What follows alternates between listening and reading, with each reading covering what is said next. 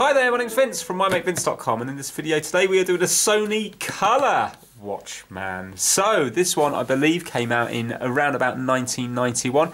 It is a small portable TV. It's analog only, so obviously nowadays in the UK at least it's no good to anybody, but there is still workarounds where you can get it to work. You've probably seen some of my other videos where I have weird and wonderful things working on old TVs, CRT TVs and stuff like that. So I believe now this was the first time that Sony went over to a colour one on their Watchman series, because beforehand they were black and white, and also they were CRT. This little one here, which is fully working, is a CRT. This one here is an LCD, and it is completely dead, but the thing is immaculate, including all the packaging. So I bought this years ago. I think I got it roughly the same time as this. So I've probably had it about 3 or more years now.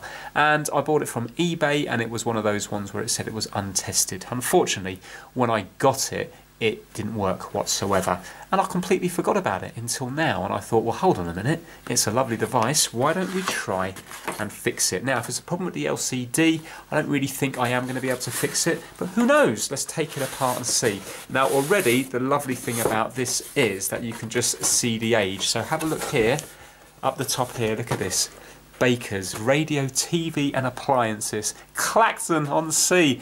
I don't know if I've got any viewers from Clacton, but there you go. I wonder if that is, well, obviously it's not going to be there anymore. I wonder what it is now. Would it be a fried chicken place or something along those lines? It would be lovely if it was still something that sold electronics or something, but I highly doubt it. So there you go, 21 High Street. If you know what that is in Clacton, put it down in the comments. So the box itself is pretty much immaculate. It has all the different things at the back here that it does. Okay, and then we have instructions. We've still got the polystyrene, which looks good, and this thing itself looks perfect. But it's completely dead. When I put batteries in it, it doesn't do anything. But look at it. Look at that. Everything just feels solid, as if it's never been used, and the finish is weird. It's like I don't even know what you would call it. It's a kind of a rough, matte, a really unusual finish for a product, but absolutely lovely. But I have noticed that there looks like there's hairs and stuff in the inside here, so I think it probably has been opened before. So let's pop some batteries in just to show you it not working, and then we'll take it apart and see if anything becomes obvious. You never know, it might be a simple fix. But I seem to have had a bit of a run recently of nightmare items, so not sure if that's going to continue or not. Now, it takes C cells. You can also put an adapter in it. It's a 9-volt adapter. I don't know if I've got one of those lying around, but let's just try it with the C cells to begin with. Once we take it apart, I can get my bench power supply on that anyway, so I don't have to waste these batteries. I think you used to get about 8 hours viewing time or something. Right, so the batteries are in, but when I turn it on, there's nothing happening. It's not making any noise. Let's get the volume up. Where is the volume? Here. Right, so this is the volume. Volume's up full. Can't hear anything. Booster, high and low. Colour, bright. So it's completely and utterly dead. So let's take it apart. I can see, again, in pure Sony fashion, they have nice little arrows everywhere showing you what screws to undo. So let's start with them and see what's on the inside.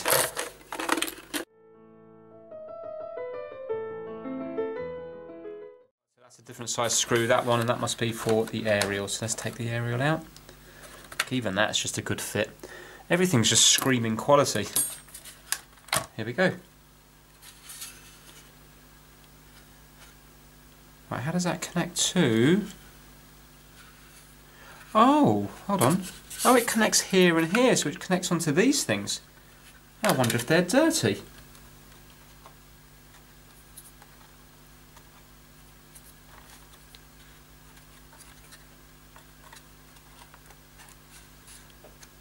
Bit of paper here.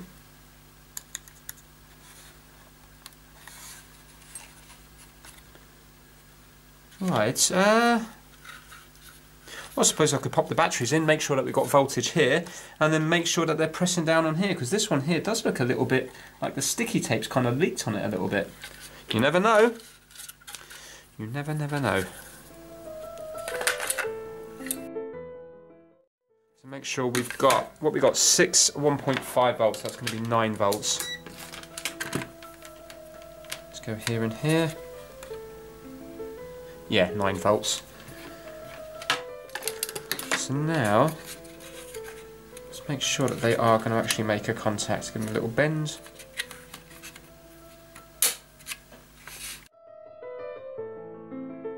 This switch doesn't seem to be... Oh look, it's a 3-way switch even though there's only 2 contacts here. So it's like this thing stops it from going all the way over. But let's do it to the middle here.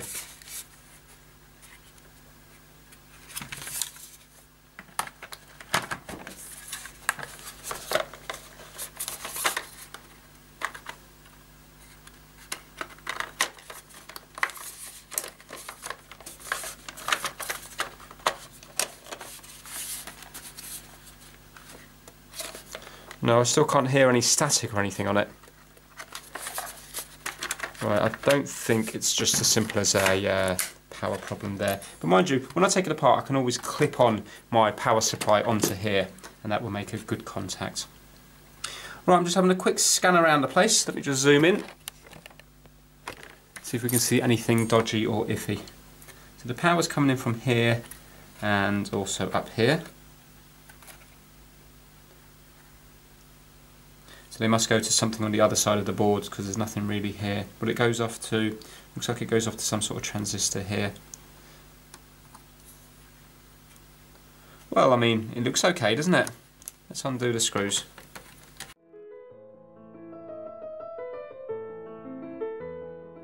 Right, so it's ready to come out now. Oh, nice. Let's pop the speaker out. Right, so we're free from here. That all looks okay. Made in Japan.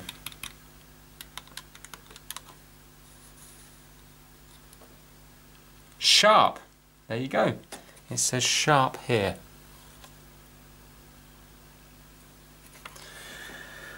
Right, so now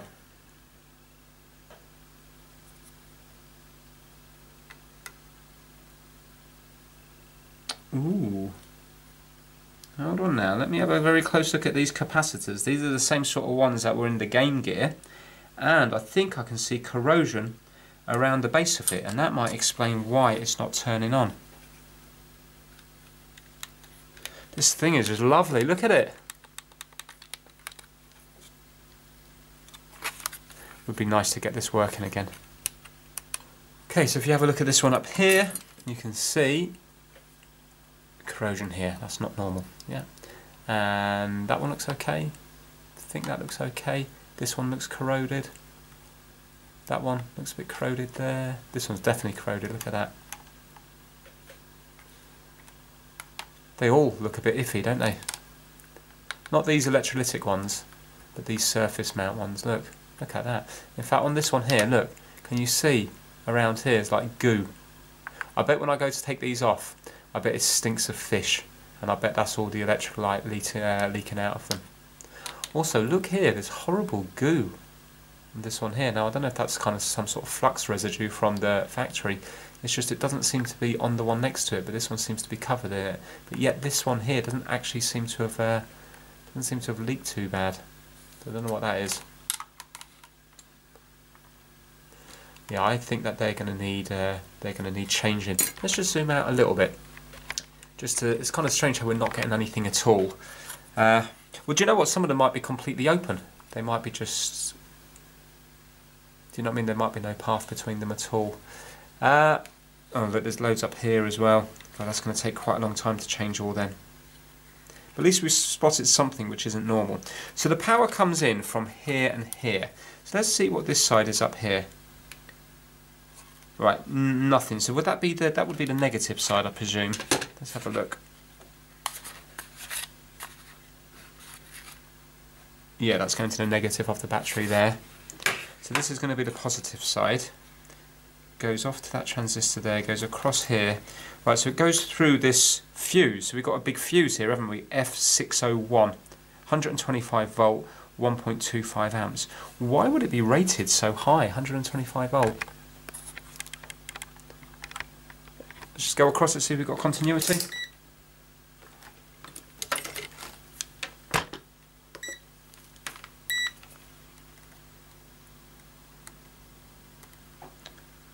No, we haven't got continuity. Okay, let me just double check that now. So we've got from here, it goes up to that transistor and it stops there. So it has to definitely go across here.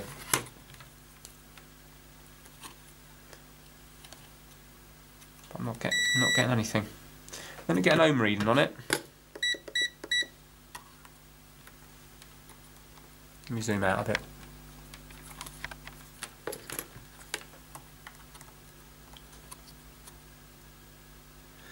Right, so that's completely blown, isn't it? I do think the capacitors need changing. I wonder why, what would have caused that to blow though? Because that's a pretty heavy duty fuse, 1.25 amps, rated at 125 volts, according to this anyway. But that is just a circuit board. I don't know whether the actual fuse itself is rated to that. But look, there's nothing there, is there? Definitely on that now. I wonder, could I just temporarily... thing is, it's blown for a reason, isn't it? I'm just wondering if I could short it out just to see if I get some life out of it. Or is that going to be dodgy because it blew for a reason? And then if this doesn't blow, what else could... this doesn't blow, then it could basically blow some other component inside, couldn't it? Unless there was a surge on it, unless it was connected into a power supply, the actual adapter. Where is the adapter? DC in. So it was here. Maybe, I wonder, could a surge have gone through here and blown it? You know what I'm going to do?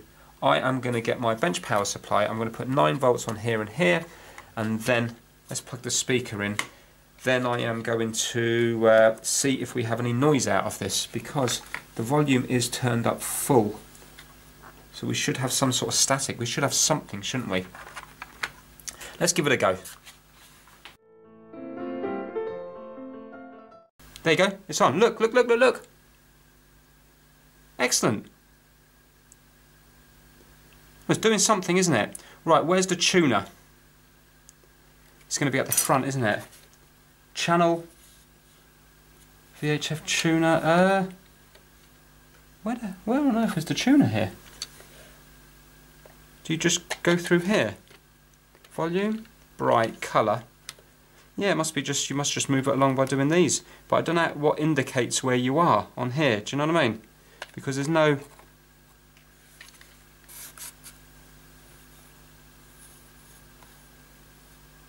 There's no light or anything to tell you where you are. This is just a... That's just nothingness. Maybe you can only select between certain ones like 2, 4, 5, 8, 10, 12. You know, with normal analog stuff you tune it bit by bit, but maybe with this you just tap it and it works its way along. Right, so let's give that a go. Right, it doesn't seem to be changing, but saying that, we haven't got the aerial plugged in. You know, we haven't even got a signal going into it. But it's definitely doing something when it wasn't doing that before. I think what I'm going to do is, let's turn that off. Let's see if I've got any capacitors to change this thing over with. The problem is I haven't got a fuse, but maybe I can look up. This says SOC 1.25 amps. So maybe I can buy myself one of those fuses. I'm still confused about why leaking capacitor was called out to blow, unless of course, like I said earlier, there was a surge. As well as that, we haven't got any sound, but maybe that's to do with all the goo around this transistor here, because I mean that is right next to this connection, because normally you should hear that static. So it could be as you know, it could be just as simple as that needs cleaning. Well, let me see what capacitors I have. Oh look, it looks like we've got a fluorescent tube type thing for a backlight, so I've got to make sure I don't touch that, because just like the Game Gear, that can give you a real big shock.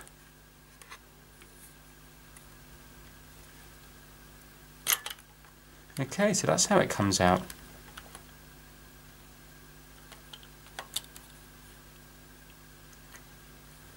Right, so that wire there has broken off, and I don't know whether that goes to there or the bottom one, because there's both lumps of solder on both of them. I presume it goes to this one here for, I don't know, maybe it's a ground or something. Anyway, look, that comes off now. Yeah, it must be, mustn't it? Because the fluorescent tube's getting its power from here. Right, so how does this come out? Does this just pull outwards?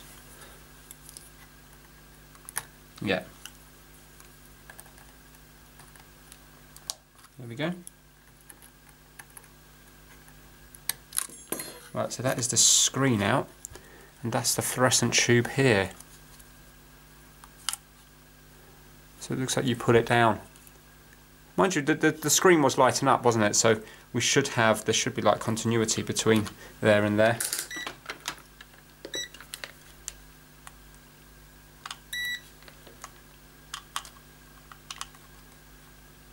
Let me get an ohm reading instead.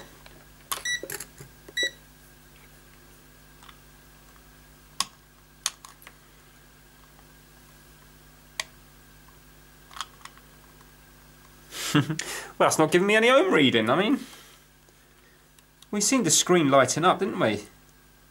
But that's not giving me any. That's not giving me any reading. Maybe, do you know what? Maybe fluorescent tubes work differently.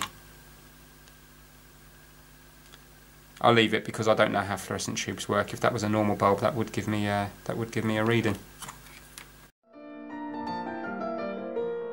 Remember to solder the wire back onto there.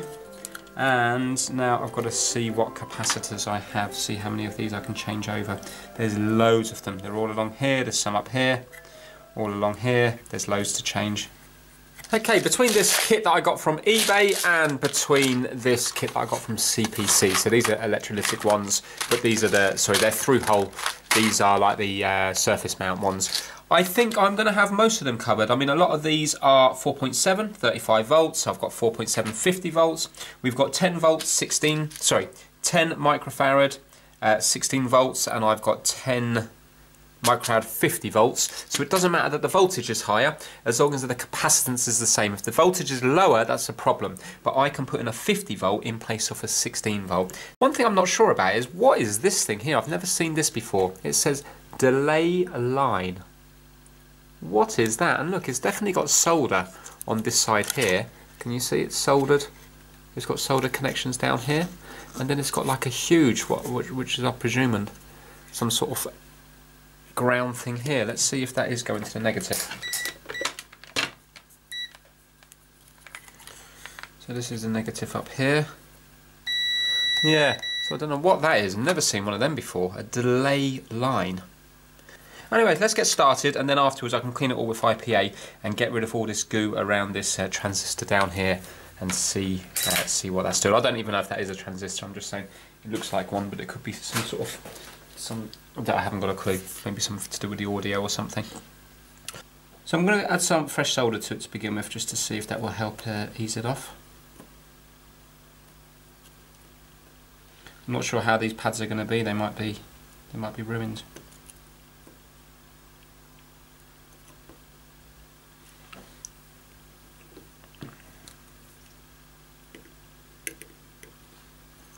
There we go. Okay, that's come off okay. I'm just going to go under. There we go. Excellent. Well, those pads are... I think those pads are okay. Yeah, I think that'll be fine.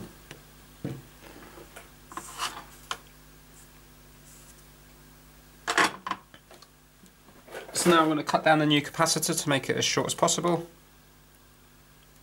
And on most of these, I'm looking around, they do have a positive, so even if I forget which way they go on, hopefully I should be able to work that out. So I'm just going to solder that back on there. And I'm hoping there's going to be enough room in the enclosure for that to work all right.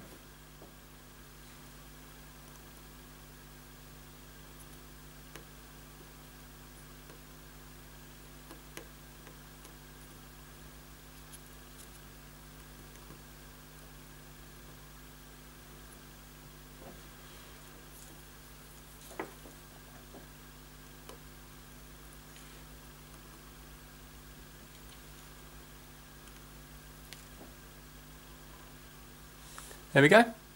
And then I'll just put it up like that. Hopefully that will be okay. So now I have to do that on every single other one, so you can imagine it's going to take a long time. So I'll get back to this when I'm done. I haven't done any more at the moment. I just wanted to show you the difference between, for example, a working capacitor and a faulty one. So this is one of the new ones, which is 10 microfarad, and this is the old 10 microfarad that I've just taken off. So if you go across the new one, I've got my meter set to capacitance. Can you see it's going to read 9.8, nearly 9.9 microfarad? Yeah, so that's good. But now watch this one here. This should also read the same. I'm making sure I'm putting the black lead to the negative. And it's not, it's in the nanofarad. It's only 0.1 nanofarad. And this one here should be 4.7. So you can see they're well out.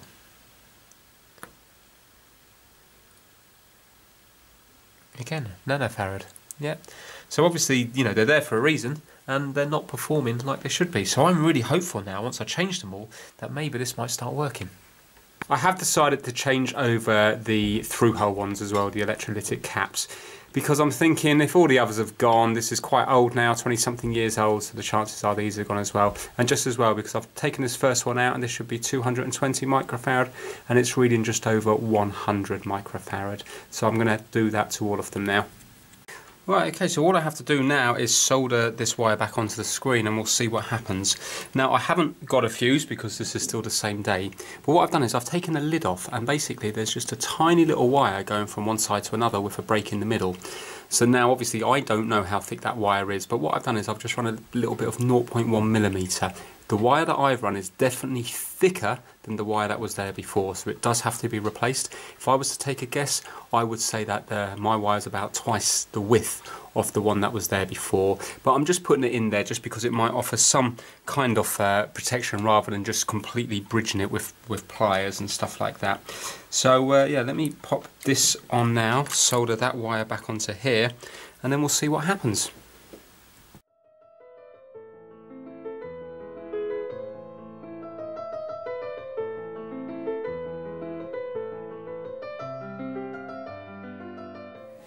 Right, so I've put it all fully back together now. I've put a tiny little bit of wire in place of the fuse. If it works, I will have to buy one of them. And I've changed nearly all the capacitors, not all of them because I didn't have the right capacitance for a few of them. So it's still got a few of the old capacitors in there. But I've changed, I don't know how, I didn't count, there must have been 20 to 30 of them. It's taken me quite a long time to do. And then I've cleaned it all with IPA because there was a bad smell, especially around that little transistor thing next to the speaker cable. That is a lot of leakage around there. I haven't checked any of those components, so the only thing I've done is the little fuse and changed all the capacitors. The reason I've moved location is purely because my son's on Fortnite now, because this has taken me quite a long time to do. So I haven't turned it on yet, so let's see if it's going to happen, if anything's going to happen. Brilliant! Excellent, I can hear noise, that's good, I couldn't hear that before. Let's see if volume works. Yes, volume works. Now, thing is though, it doesn't look fuzzy like a normal screen does. Is this doing anything here? What's this here? Brightness. Not sure if that's doing anything. That's supposed to be colour. See, I don't actually know how you're supposed to tune this in. Well, those selections up here definitely do something.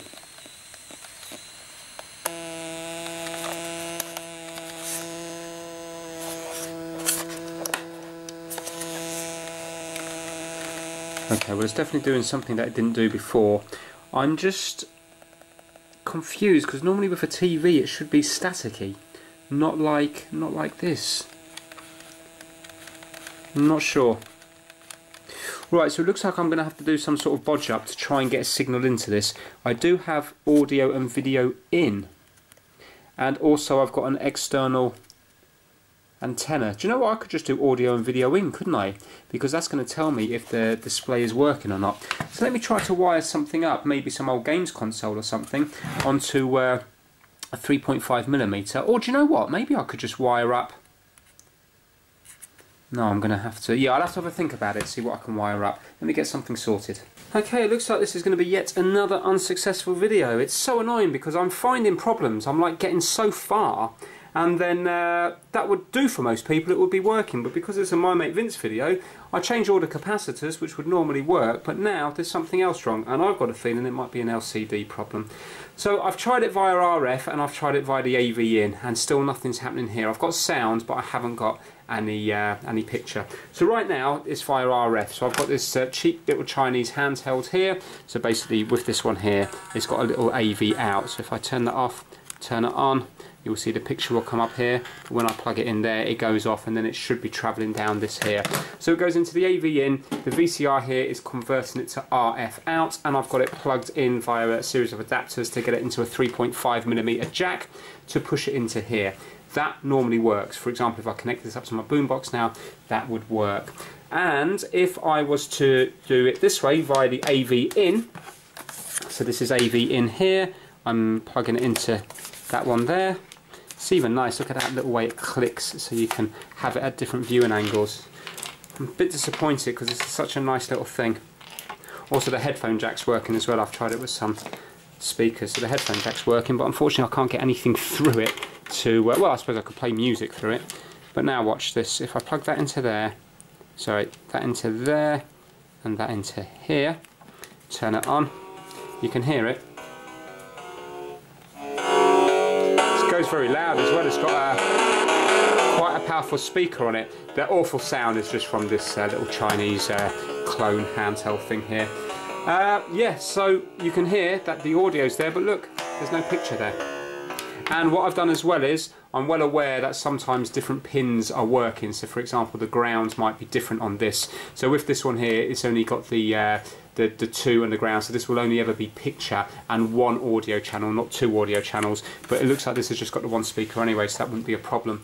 But what I've done here is I've plugged in this 4-pole jack, and I've moved the video to different ones, because remember, this doesn't necessarily mean that this is yellow. If you plug this into a different system, it might be, for example, on this one here, and I've tried swapping them over. Obviously, if the ground's in a different place, and this needs a specialised one, which isn't the normal 2 standards, I forget what they are now, then yes, neither of these will work. But by plugging this in, you will normally be able to get it to work, because you can plug the picture into different ones, and then you see it swaps it around on here.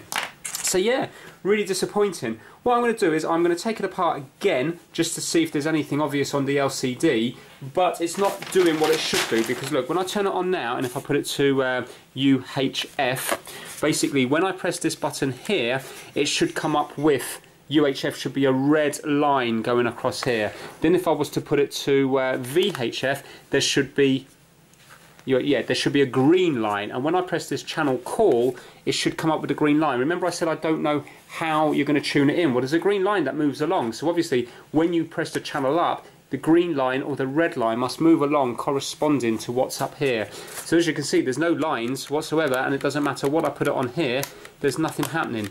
So I think it might well be a cracked, or maybe not cracked, but something wrong with the LCD display. Because remember, these would have been one of the earlier devices to have an LCD display. It would have been quite, quite a relatively new thing back then. So maybe they're not as reliable as newer ones. But if you have a look here, it says here, the green line on the screen indicates VHF channel, the red line indicates UHF channels. So I'm going to take it apart again. I'm not going to film it unless I find something wrong with it.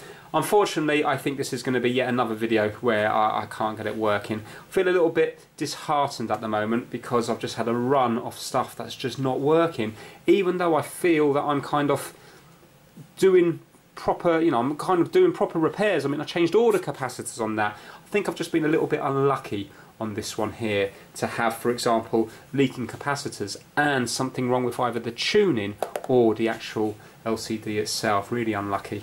But still, I won't give up just yet. Unfortunately, I am going to have to call it a day. I've had a look online at the schematics. I can't find the schematics for it, but I can find like a few pages that explains how to make electrical adjustments, because there's loads of like potentiometers or variable resistors or whatever down here that you can turn. Like you can see there, it says like bias or something. There's loads of them all underneath there for, I presume, different holds and this, that and the other. Maybe it's for colour. There was something in there called colour burst. You've got like all different vertical hold and horizontal hold and everything like that. The problem is it's completely above my head. It does say that you can use a scope to look at different signals, but I don't think that's the issue here. I don't think it's just a small adjustment is going to fix this. For all I know, the green and the red line might well be here, but I can't see it because maybe the LCD is not displaying properly. Maybe this is faulty. I don't know if the LCD is faulty or if there's something travelling up this ribbon cable from something else which is giving it an incorrect signal. I haven't got a clue. The reason I don't want to spend too much time on it is because I haven't got another one to compare. I'm completely lost with what to do on it. And as well as that, the fuse was blown. So maybe when the fuse blew, maybe it took out another component as well before the fuse blew, just like on the PlayStation 4 Slim I did ages ago. The fuse was blown, but it also took out the bridge rectifier and various other different chips as well, and a MOSFET.